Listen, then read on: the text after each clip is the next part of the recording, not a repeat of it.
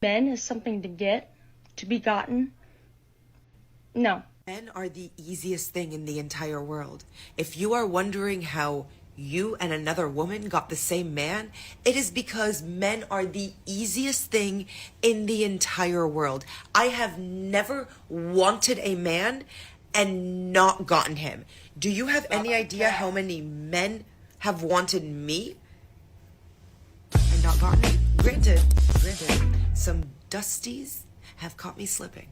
But there has never been a single man that I have wanted that I have not gotten because men... Stop the cap. They are cheap and easy. I want to talk about your relationship.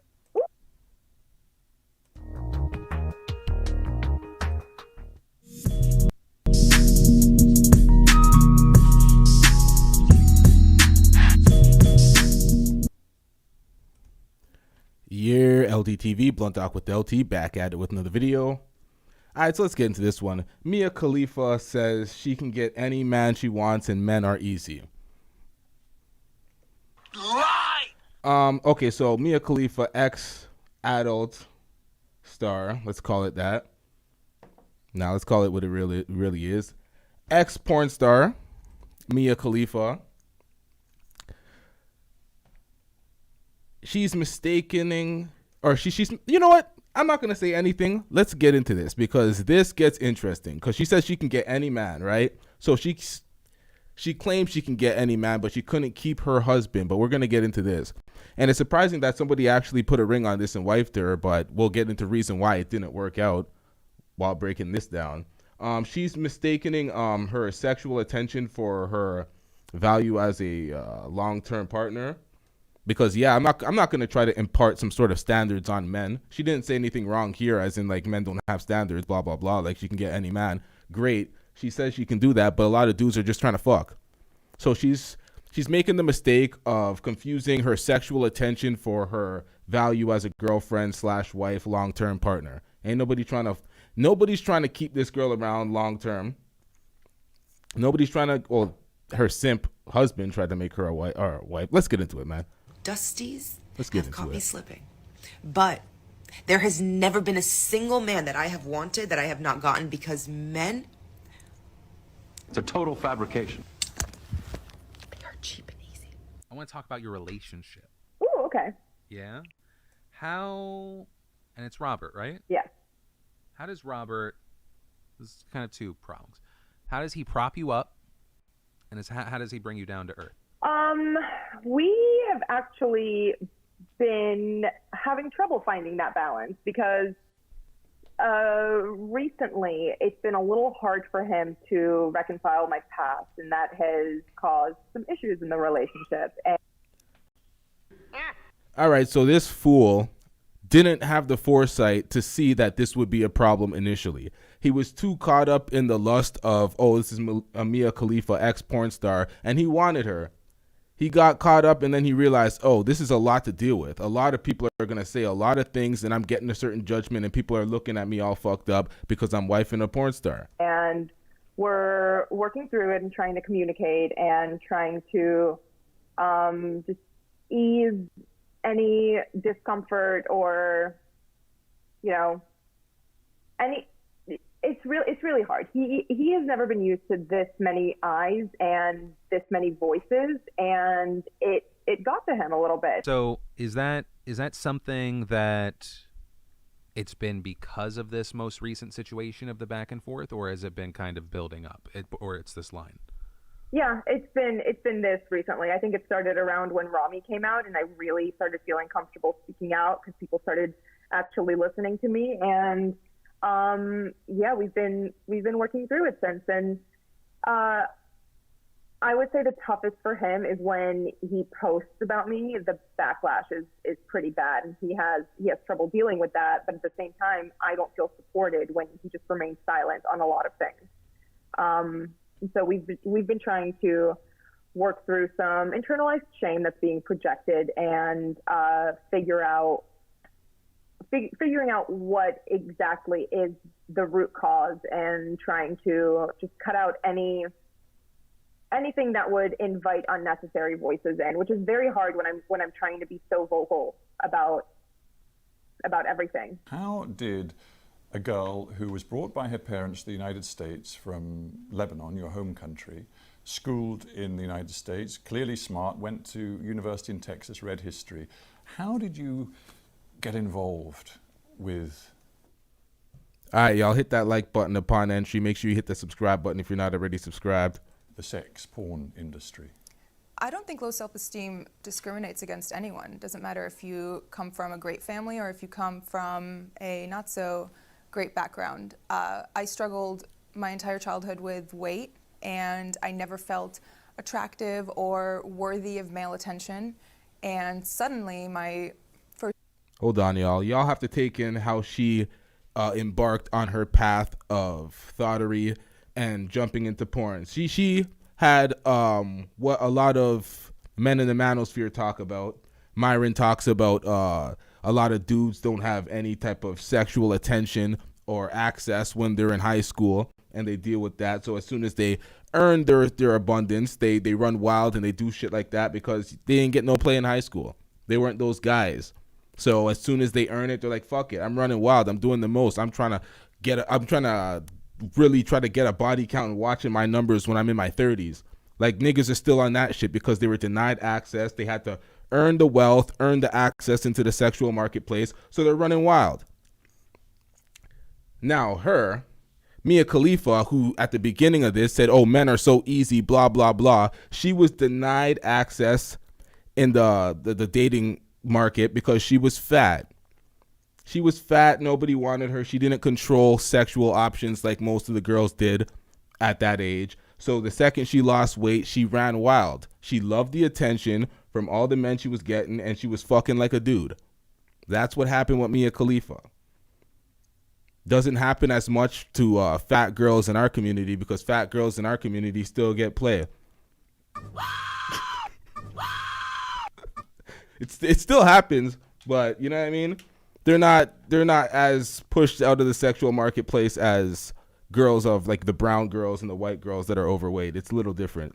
First year of college, I start losing all this weight from making small changes. And by the time I graduated, I was ready to make a bigger difference. I felt extremely self-conscious about my breasts because that was the first thing to go when I lost all the weight. I lost about 50 pounds. I don't know how many kilos that is, or stones. Well, it's a considerable amount of weight. Yeah. It changed your body, it changed you physically. Completely. Yeah. So my biggest insecurity was my breasts. So I wanted to more or less go back to what they normally were. And once I did that, I started garnering all of this attention from men, and I was never used to it. And I felt like unless I held on to it and kind of did what was asked of me or what was expected of me, it would go away. And after feeling what it was like, that validation and, you know, the compliments for the first time, I did not want that to go away. Now, she was newly a hot girl in her mind. Okay, she lost all the weight, she's getting all this attention, but she was doing all these things to maintain the attention because she was new to it. She didn't realize that she didn't have to start slutting herself out for the attention, but that's what she did. Well, that's her excuse. We don't know. This could be all cap, and she may have well known exactly what she was doing. You were spotted, I think, on a street. I mean, there you were a young graduate wanting to sort of find a job, and you were spotted on a street by a guy who said, I can work with you, and clearly he opened up and said, it's the porn business. What was it in you that far from running away, was drawn into it? It wasn't, that's not how it was. It wasn't just, hey, do you want to come do porn? It was more so, oh, you're beautiful. Like, would you like to do some modeling? Oh, you know, you have a great body. Like, I think you'd be great in nude modeling. Things like that. And after I came in toward the studio, you know, it was very respectable. It was a gorgeous location. It was in Miami, in Doral, Florida. It was clean. Everyone who worked there was nice. All of their cubicles were decorated with family photos. Like, it was nothing dodgy or that made me uncomfortable. And after the first time I went in wasn't the first time I filmed a porn movie. It was the second time. The first time was more so, do you want to do this? Like, sign the paperwork, et cetera, et cetera. So these guys, they just saw you, frankly, as a money machine. Absolutely. But you still had no advisors, you had no lawyer, you had no nothing. So I was 20, what 21-year-old has a lawyer on retainer? I'm just trying to get my head around how stressful this must have been, and whether even now, because you sit here so poised, and obviously a lot of time has passed and you've moved on, but do you think there is some sort of post-traumatic stress that is in you from this experience? Yes, and I think it kicks in mostly when I go out in public, because the stares I get, I feel like people can see through my clothes, and it brings me deep shame. It makes me feel like I lost all right to my privacy. We don't care. All right. What I recommend for Mia Khalifa is to start an OnlyFans and really get the bag, because she fumbled the bag. She did all her whole porn career for what, like a 20,000, 30,000, and cashed out, and then that's it. And all those films are out there in perpetuity for everybody to reconsume, and then she walks around feeling a certain way, like everybody could see her without her clothes off, or see her with no clothes on because they've already seen the porn tapes. Is that something you have to live with, and that's something you have to stomach, but you have to make sure that it's worth it financially. Kim Kardashian got her money out of that. She doesn't feel the same ways, but clearly she fucked up. Reality Watch says, are we supposed to feel sorry for this broad? We don't care. Let me tell you. We don't care. I recommend OnlyFans for her. Get your money. You seen what's her name? Bad Baby made $50 million on OnlyFans, and she's like so famous for her sex tapes and all her porns, but no money out of it. So she's doing all these struggle interviews, trying to start a podcast, doing whatever she can to make money in the entertainment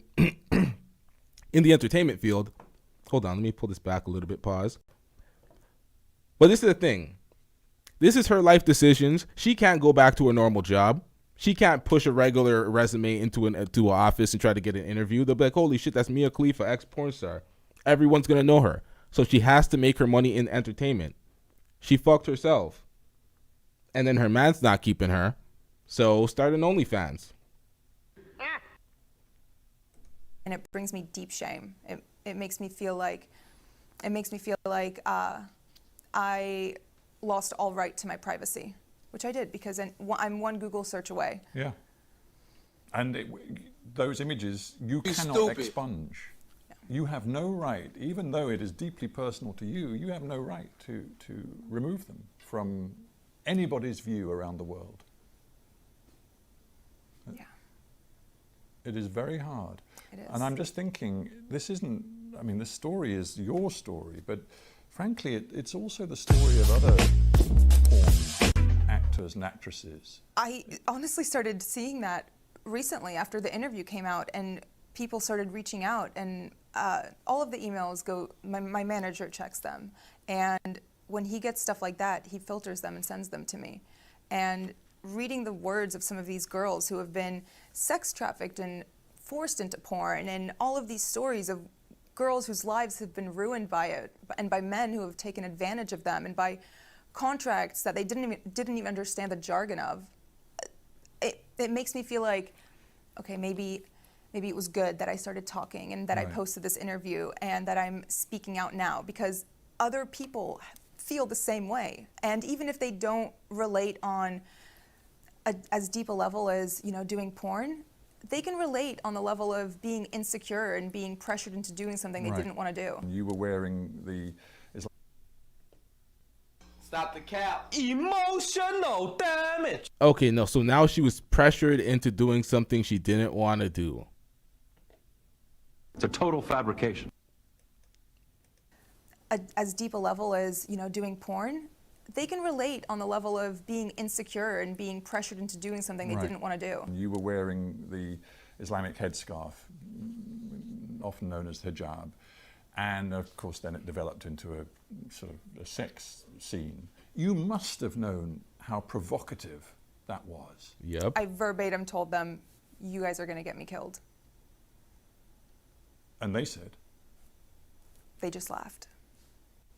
why didn't you then say, I'm not doing it? Intimidation. I was scared.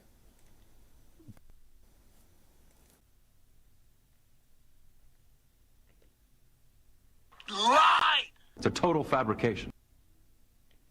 Fucking lie! Known how provocative that was. I verbatim told them, you guys are going to get me killed. So you verbatim told them, you guys are going to get me killed, because you knew the ramifications culturally to what you were doing. You know the religious outrage that would be entrusted on you for what you did. But you said, oh, you felt fear and pressure from the people in the porn producers? They can't force you to have sex. That's rape. You know that. Sort of a sex scene. You must have known how provocative that was. I verbatim told them, you guys are going to get me killed. And they said, They just laughed. why didn't you then say, I'm not doing it? Intimidation. I was scared. Stop the cap. I knew that if I said no, it would, you know, they're not going to force you to do it. At that point, that's rape. No one's going to force you to have Duh. sex. So the fuck you talking about? I was still scared. I mean, Stop it. Get some help. they're not going to force you to do it. At that point, that's rape. No one's going to force you to have sex. But I was still scared. I mean, have you ever felt scared not scared, but nervous to speak up and say something at a restaurant when your food's not right and the waiter comes by and says, how is everything? I was intimidated. I was nervous. Literally the worst comparison, the worst analogy you can give. How?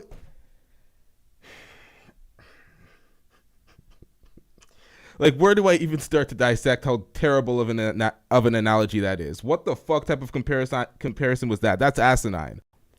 Not scared, but nervous to speak up and say something at a restaurant when your food's not right and the waiter comes by and says, how is everything? How are the two comparable? What? I was intimidated. I was nervous. We interview a lot of people, and many of them are middle-aged or older. It's great to have somebody in the studio who's only 26 years old. There is a school of thought which says that our culture as a whole, I'm not just talking about the United States or the UK, but many, many countries, is being pornified, and that young people in particular are so exposed to pornography, so young in their lives, that it's materially changing the way males and females relate to each other, the way they think about relationships in a potentially very corrosive, damaging way. What's your take on that? Of course it affects relationships. Porn addiction is very prevalent in America, and I'm sure here too. The things that men see in videos, they expect from the women in their lives, and that's just not reality. No one is going to be that perfect. No one is going to do those acts on a Wednesday night with the person they love. Okay, so now porn addiction is the problem, and men's lust for... So this is the problem now? What in the fuck does this have to do with anything? The women in their relationships. Porn addiction is very prevalent in America, and I'm sure here too. The things that men see in videos, they expect from the women in their lives, and that's just not reality. Crying to me, and I'm not having that. That has nothing to do with her marriage. That has nothing to do with the problems she has dating. That has nothing to do with her putting on the hijab during porn scenes. That has nothing to do with her getting up on TikTok and saying some bullshit like this. Any idea how many men have wanted me and not gotten me? Granted, some dusties have caught me slipping. But there has never been a single man that I have wanted that I have not gotten, because men...